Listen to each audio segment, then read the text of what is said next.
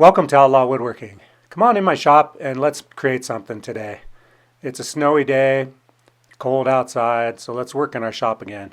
Now what I want to do is I want to develop a little piece of art that I can ship in a flat rate box.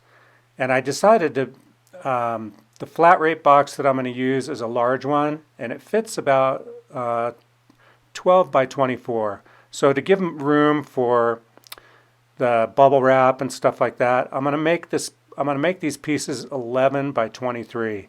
That'll give me an inch worth of packing.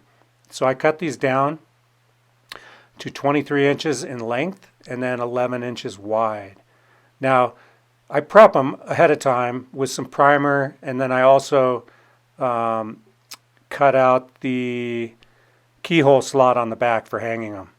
Now right here I'm just going to clamp them in here. So the idea is that I can sell a bigger piece of art that I can ship in a flat rate box. So by using two small pieces like this and then basically pouring the epoxy across both of them, then my idea was to be able to sell the two pieces in one box, and that would give someone a pretty nice little piece of art.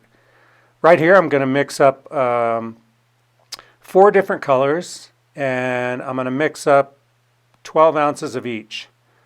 So this is a 1-to-1 mixture of super clear tabletop epoxy. And I'm going to try, after doing these jellyfish for quite a while now, I realized that the quicker that you put your 3-in-1 oil into the project, the bigger the cells really develop better if you do it that way. So the first step is some red. And you'll see how I just go across both of them. That way I have the same colors in both of these pieces. Next up, I mix up some blue. Now this project will be available in my store, both on Etsy and on bigcartel.com, outlawwoodworking.bigcartel.com.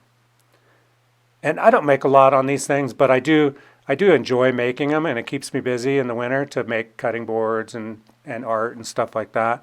So if someone likes it, then that actually makes me pretty happy. Now right here I've got the red, the blue, and some green. And the next thing I'm going to do is mix up some white.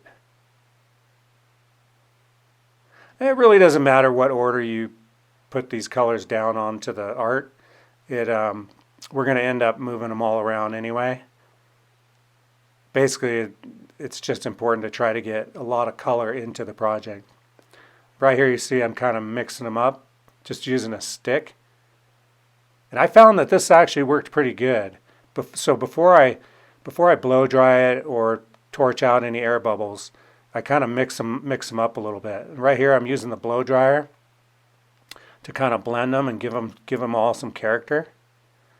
Once I get done with the blow dryer, I then drip I torch out all the air bubbles, and then I drip in the 3-in-1 oil. Now I'm dripping in about 3 drips in each one of these, and I add a couple more and then I torch it, and the heat kind of helps it to start expanding. And right here I will speed it up to about 20 times because otherwise it'll be too slow. And here you can see the development of the cells, and this is 20 times speed, so it does take a little time to grow, but you can definitely see them growing. I like these colors actually. These colors, they really, I think they look good. Let me know what you think in the comments of the color scheme. This is kind of a red, green, blue, and white color scheme with a gunmetal gray primered MDF background.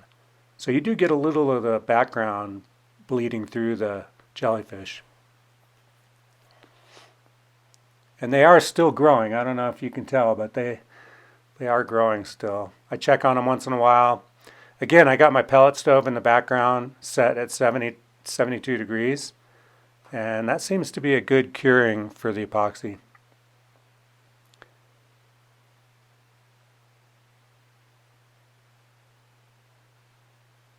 And they are still growing.